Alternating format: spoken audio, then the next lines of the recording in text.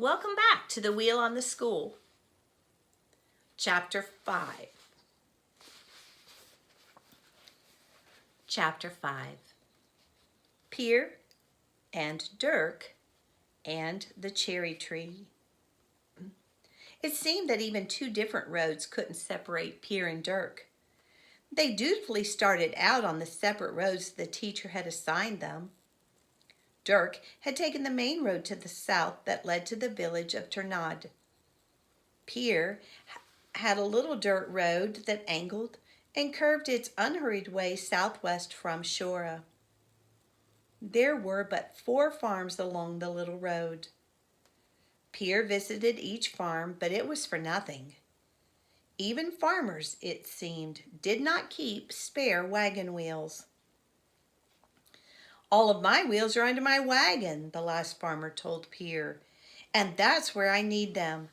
I can't think of anything much more useless than a wagon without wheels, except maybe a man without legs."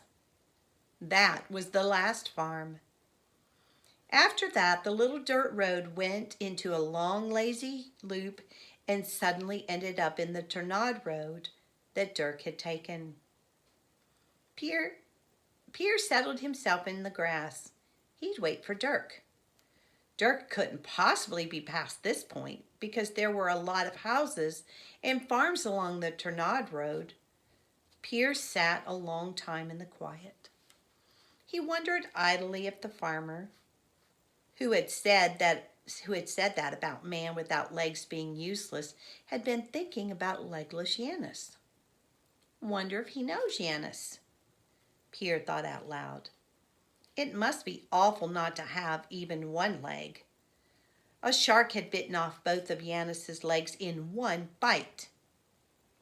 That was when Yanis had still been a fisherman, like the rest of the men of Shora. He'd been knocked overboard one day, and just like that, a shark had come along and bitten off both of Yanis's legs, boots and all. Pier made a wide-jawed biting motion with his teeth.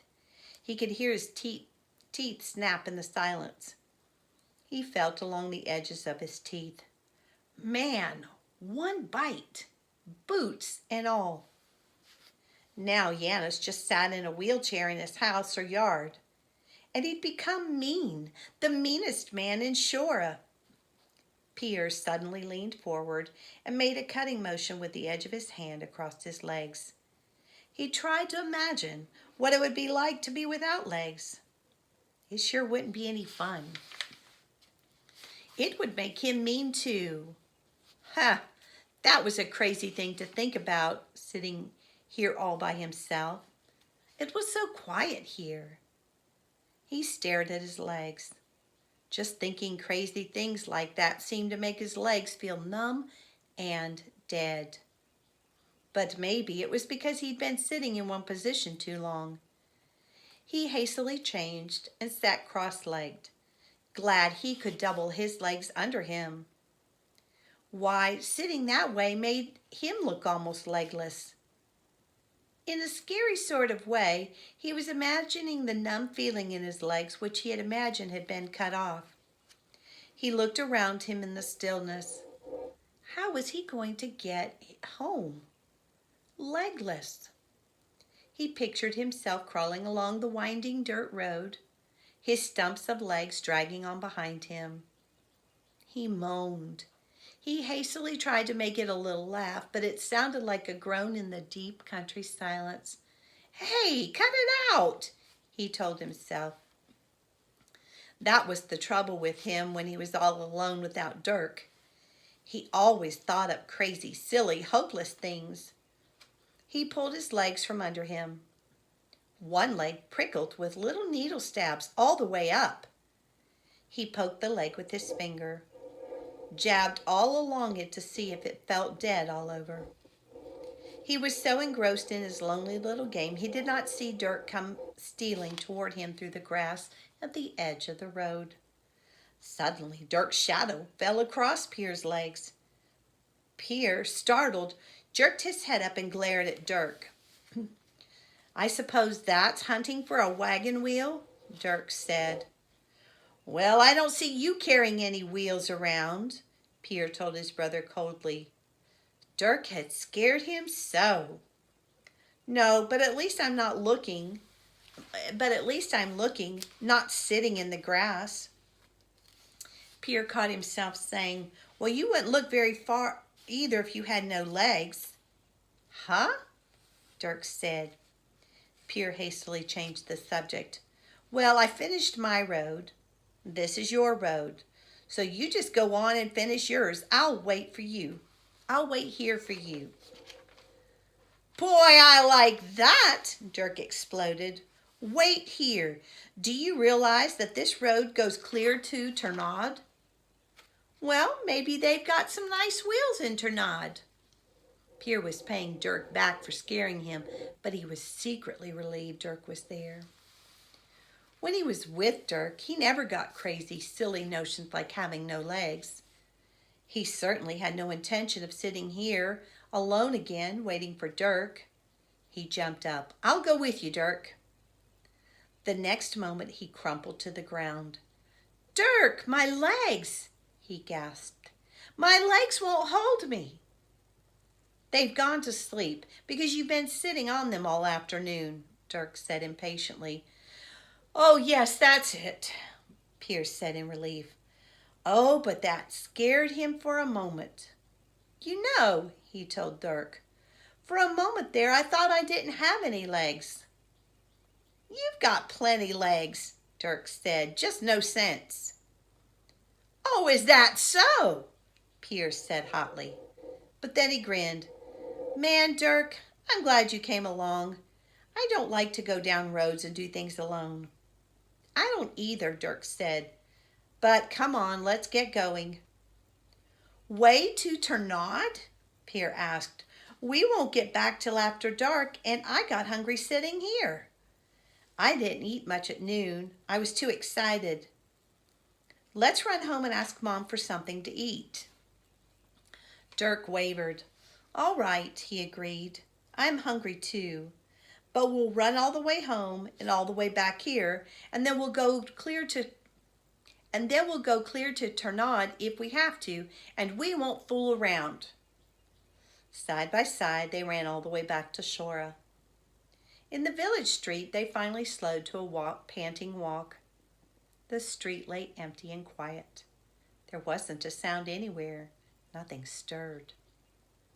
Everybody's out in the country hunting, Dirk said guiltily, but you had to go and get hungry. You said you were hungry too. Yes, but not until you reminded me of it. Suddenly, the silence in the village was shattered. There was a terrific banging and rattling and clatter of metal. The noise stopped. There was a moment's quiet. Then there came a savage, smashing sound. Dirk and Pierre looked at each other and grinned.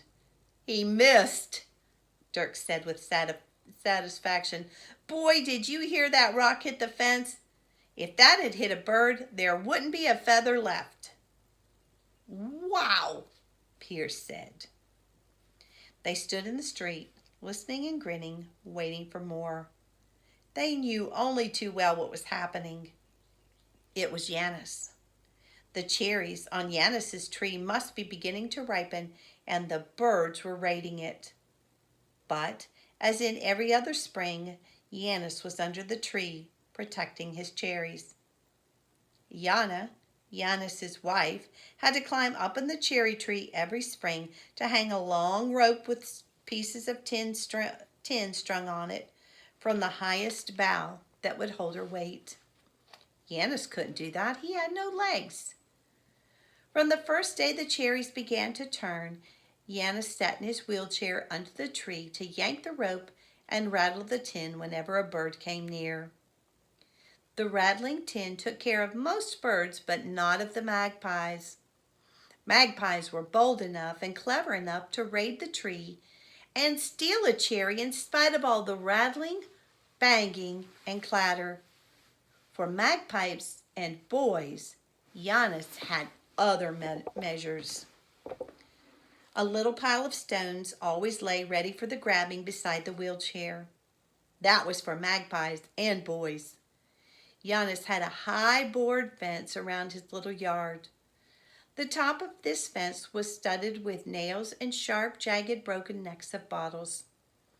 But in spite of nails and glass, the cherry tree was a terrible temptation to the boys in Bear Shora. Yanis's cherry tree was the only fruit tree in Shora and in the whole sea country around. In Shora, a boy or a bird seldom got fruit. That's why Yanis lived under his tree in the springtime. Yanis started to stand guard long before the cherries were ripe, for even a green cherry was a temptation to birds and boys, a green cherry being better than no cherry. But if the fence with its broken glass and nails failed to keep the boys out, there was a pile of stones gathered for Yanis by his wife. On the way home from peddling her bread in the countryside, Yana had to fill the bottom of her bread basket with stones gathered along the gravel roads. Every evening she supplied Yanis with another's day ammunition. And Yanis did not hesitate to hurl a stone at a boy trying painfully to worm himself over the fence without cutting himself and tearing his clothes. At boy or bird, Yanis let fly, and through the years his aim had become deadly. Even Big Yella had failed as often as he tried. If Yella couldn't manage it, who could? Yella often told how once he had got over the fence with only one long rip in his breeches. He dropped down inside Yanis's yard and for once hadn't been noticed. Yanis had been asleep under the cherry tree. On tiptoe, Yella had gone toward the cherry tree and Yanis. But just then, a miserable magpie had screeched in the tree, and all in one moment it seemed. Even before the screech was out of the silly bird's mouth, Yanis had been wide awake. For a moment, Yanis and Yella had stared at each other. And then Yella had turned and raced for the back fence. He'd wildly thrown himself up against it, so scared he'd been. And Yanis in the wheelchair had silently chased him. You wouldn't believe it, Yella said every time he told about it. But him without legs, chasing me in a wheelchair in that boarded up yard and never saying a word, I just stood up against that fence and let him grab me. I was paralyzed. What had happened then? Even now, after a year, Yella didn't want to talk much about it. But it seemed Yanis had taken Yella and flung him over his legless stumps, and then he had gone to work. All Yella would really say was, I wasn't scared paralyzed anymore when he got through with me. I just couldn't walk. That man's got the hardest hands. And he never said a word. Yella had never tried again. Back in the fenced yard, the tin began rattling and clattering once more. Come on, Dirk said. We've got to get going. But Piers stood staring at the high fence back of which Yanis was sitting.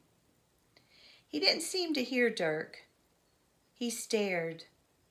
He stood in a half stoop, absent-mindedly rubbing his hand along his leg, and stared. Do you know what, Dirk? He said suddenly. Teacher said to look everywhere, didn't he? Well, one thing's sure. Nobody looked in Yanis's yard. Suppose Yanis had a wheel. Nobody knows what's in that yard. Just suppose there was a wheel there. How would you get it if it was? How would you get it if it there was? How would you get it if there was? How would you even get in his yard to look? Dirk said, but he was interested now and stood looking from his scheming brother to the high fence. If Yella couldn't do it, how do you think you're going to do it? Yes, but Yella was alone. We're two. We do it together. How?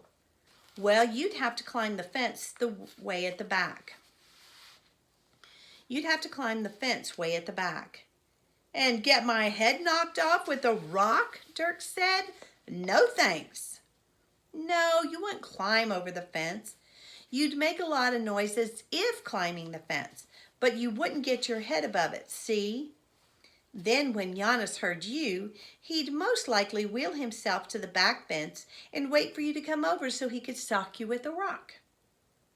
But if you make a lot of noise and keep climbing as if you couldn't quite make it, Yanis won't hear me open the gate to his backyard. Then I can quickly sneak in and take a look around, and even grab a few cherries maybe. See, he won't be near his pile of rocks. He'll be waiting for you at the fence, and if he does turn and see me, I'll just run out the gate. You'll run if you don't get paralyzed like Yella. I won't get paralyzed, because sitting there in the country waiting for you, I kind of figured out how it feels without legs, and how mean it must make you feel and everything, and Pierre gave up trying to explain.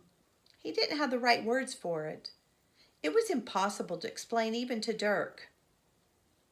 Dirk was looking at him. Well, that is a plan, he grudgingly admitted. Well, if you dare, I dare. Then Dirk started for the back fence. Pierre took his wooden shoes off. Shoes in hand, he tiptoed behind Dirk as far as the high gate in the tall wooden fence. He crouched there, waiting for his brother to start making his climbing sounds. He tried to peer through a crack, but he could see nothing moving in the yard. Now he heard Dirk. Dirk was kicking his wooden shoes against the fence, making scraping sounds as if sliding down again after climbing up. Pierre held his ear against the gate, listening for sounds that would tell him whether or not Yanis was rolling his wheelchair to the back fence. Then at last he heard the slight squeak of the wheelchair. There was no other sound inside the yard. Yanis himself was keeping deathly quiet. Now Dirk was making the clamoring noises again, as if once more he was trying to climb up the board fence. The squeak of the wheelchair was fading away toward the back of the yard. Pierre jumped up, unlatched the gate, and softly pushed it open. To his relief, the hinges did not squeal. To guard against it, he opened the gate no farther than he needed to squeeze through. He had his wooden shoes in one hand. Pierre was in the fenced-in yard. The scheme had worked. There lay the little piles of stones near the cherry tree, but Yanis was far away from it. He was at the back fence, staring up, waiting for Dirk to come over. Pierre flashed a curious look around. The tree was hanging full of glittering tin and full of green cherries. The end of the rope dangled under the tree. There was a small shed in one corner of the yard, but there was no wheel unless it was in the shed. On tiptoe in his stocking feet, Pierre stole toward the cherry tree. As he silently crept under the cherry tree, Pierre kept his eyes on Yanis's motionless back. Then his heart stopped. Dirk was really noisy now. He'd thrown one hand over the top of the fence so he could really make the kicking noises. Pierre could see his fingers feeling and groping between the nails and bottlenecks for a better hold. And Yanis saw him looking up at the groping hand. And Yanis sat looking up at the groping hand. Dirk mustn't. What was the matter with him? Now Yanis threw his arm back. His hand came up. He had a stone in his hand. He'd taken a stone with him. He was aiming for Dirk's hand. He'd smashed Dirk's hand. Dirk, stop! Drop! Pierre yelled. All in the single moment of the yell, the hand disappeared, and Yanis whirled in his wheelchair so fast it was unbelievable. Pierre stood under the cherry tree, clutching his wooden shoes to him in nerveless hands. He wasn't going to be paralyzed. He jerked his eyes away from Yanis and sprinted for the gate.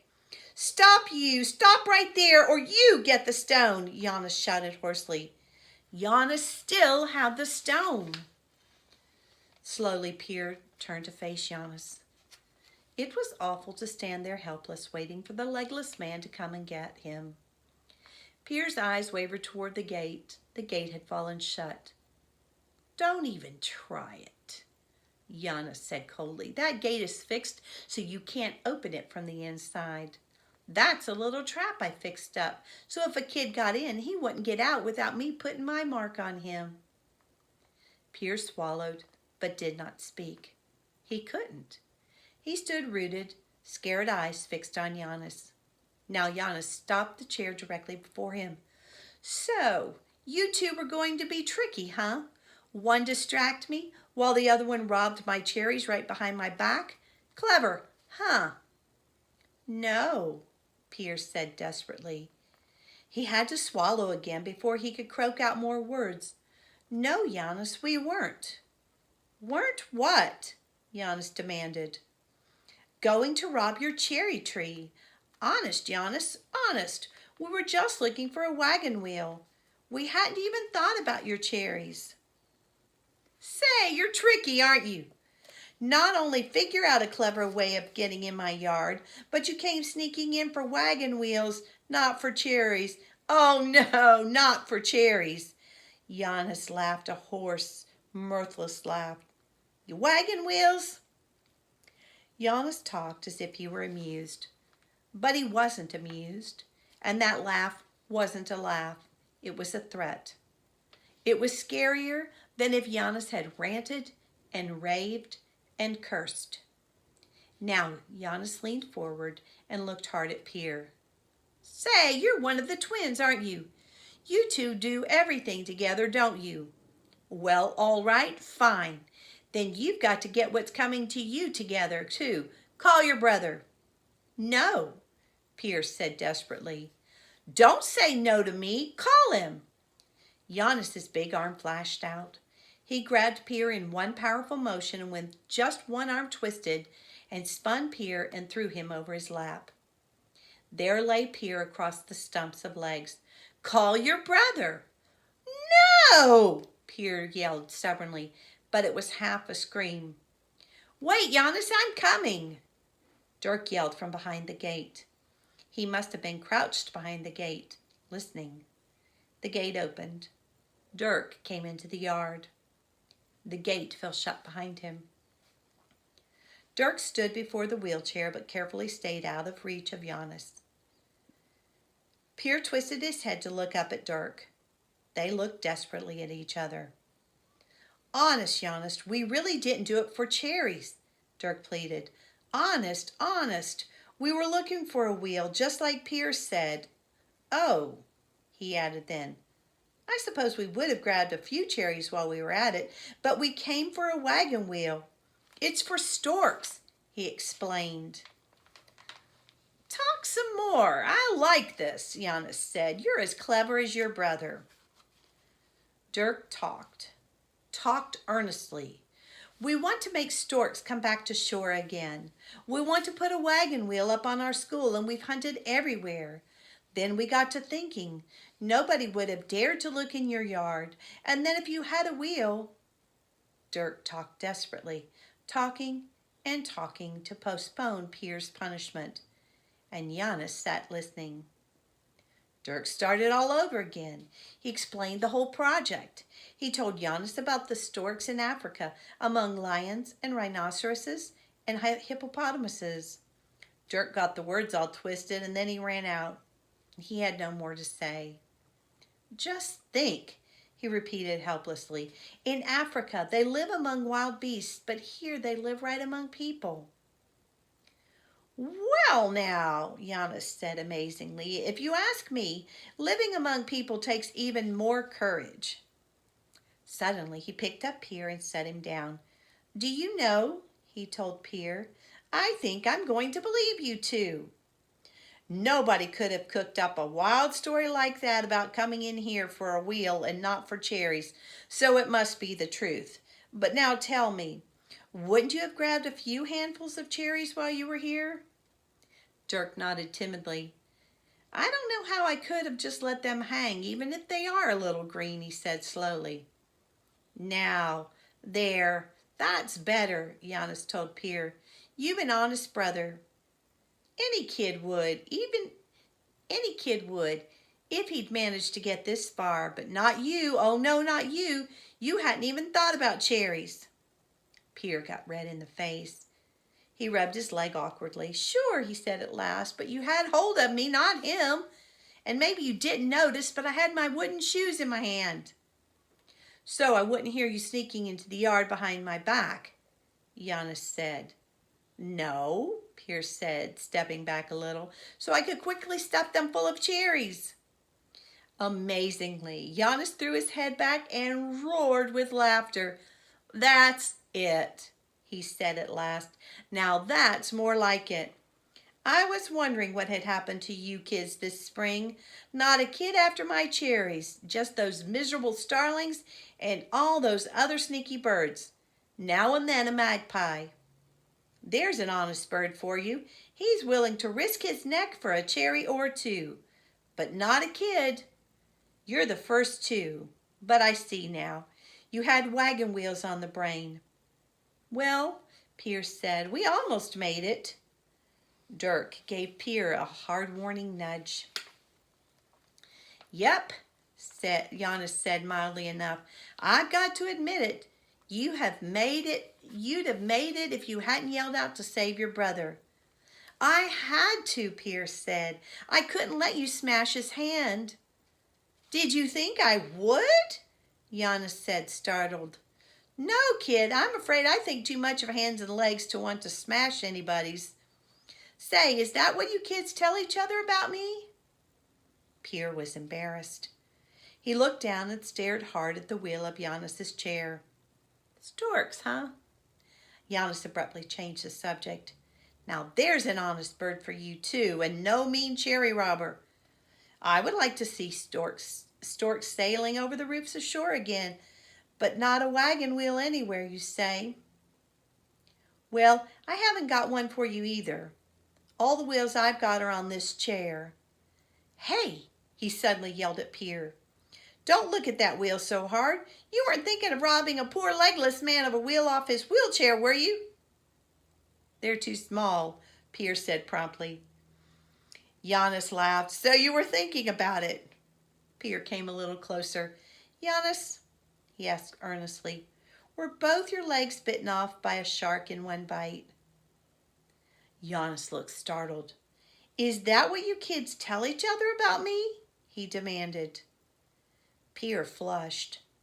Dirk nudged him warningly from behind, but Pierre could only plunge on now. Yes, he said, and they say that's what makes you so mean. Suddenly he realized what he had said. Not that I know I'd be mean too without my legs, he said, red to the roots of his red hair. I thought about it, and I sort of think I know just how it feels, and his voice faded away. He had no words for it. It would be silly to explain to Yanis the make-believe, scary things he had imagined at the side of the road. Oh, you do? Yanis said. He looked strangely at Pierre. You're an odd one. So you'd be mean too? Well, maybe I wouldn't feel so mean if they had been bitten off by a shark. That would be something to think back on and sort of boast about. But it wasn't a shark. My legs were bitten off by a mosquito. Dirk laughed an unbelieving little laugh. Pierre goggled at the man. Honest, Yanis said simply. One little miserable mosquito bit me one night, both legs while I was sleeping. I must have scratched the bites and got blood poisoning, and I didn't go to a doctor. Sort of scared of doctors, I guess. And then they had to cut them off. Oh, golly, Yanis, Dirk said. But Pierce suddenly turned and hurried to the cherry tree. When he gave the rope a sudden yank, the whole tree flashed and clanged and jangled. I always wanted to do that, Pierce said in an odd, strangled little voice. Then he came back to Yanis's chair. You really wouldn't have smashed Dirk's hand with that rock, would you? The man glared at him. You kids tell each other that? No, I wouldn't. All I wanted was to see his face coming over the wall with me sitting there ready with the rock. No, I think too much of hands and arms and legs. It's just some little queer fun I have, scaring birds and making kids' livers turn over. It's a little something. Then Pierce stepped solemnly before him and said, I don't like your story about the mosquito, and it doesn't sound true like the shark. Didn't he say, Dirk, that if a shark had bitten off his legs, he wouldn't be mean? Yanis isn't mean. Oh, golly, no, Dirk said fervently. Yella must have made up a lot of it, he told Pierre, just to show us how brave he was. But the man was looking oddly at Pierre. So you wanted to be a shark? I'd have a right to be mean if it had been a mean, lousy little mosquito, but since it was a man-sized shark, I've no call to be mean. Is that it? Pierre looked right at Yanis and nodded. I guess so. I guess that's the way it must be, because you aren't mean at all. Don't you think so, Dirk? Oh, golly, yes, Dirk said. They stood there a little awkwardly, not knowing what more to say. They turned toward the gate. A little red-faced and uneasy, they started to move off. We've got to hurry and look some more for a wheel, Pierre explained. Then he and Dirk turned back to the gate. The gate had opened wide before them. Yanis laughed. Rigged that up with ropes too, he said proudly. The boy stood there, wanting to tell Yanis things about finding no words to express. The boy stood there wanting to tell Yanis things, but finding no words to express the amazing surprise inside of them. Yanis had become real. He had become a part of their village. He wasn't a fearsome ogre to be hated and outwitted. Even the yard with its forbidding high fence somehow looked different now. Lena could have told Pierre and Dirk what it was. Lena would have said that it was just that Yanis had become important, in the same way that old grandmother Sybil III had become real and important. He had become a friend. But Pierre and Dirk had no words for it. They still dawdled at the gate. Pierre, no doubt, would have come up with something, but just then there was a yell from the street. There stood Elka in a soaked, dripping yellow with their arms full of spokes and rim sections. Elka and Yella have got a wheel, Pierre yelled at Yanis. All right, see you in chapter 6.